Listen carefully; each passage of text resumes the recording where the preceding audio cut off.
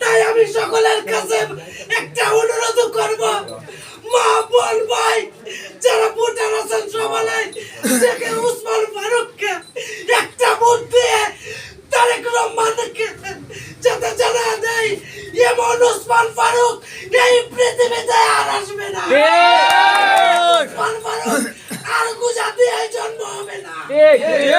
আপনারা জানেন বিগত ফেসেস আমলে উসমান ফারুককে তিনি রাজাকার বলে আখ্যায়িত দিয়েছেন। সব কিছু বলেনি। আজকে কে বলবো?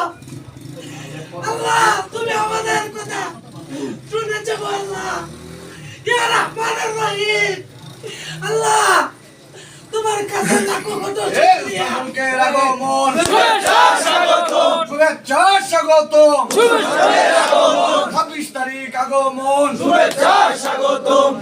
তাই সকলের কাছে অনুরোধ, 12 তারিখ দানের শেষে ভোটটা দিবেন। সকলের কাছে আবারও অনুরোধ, 12 তারিখ দানের শেষটাকে ভোটটা দিবেন। এই আশা প্রত্যাশা রেখে আমি আমার সংক্ষিপ্ত বক্তব্য এখানে শেষ করলাম। আল্লাহ হাফেজ।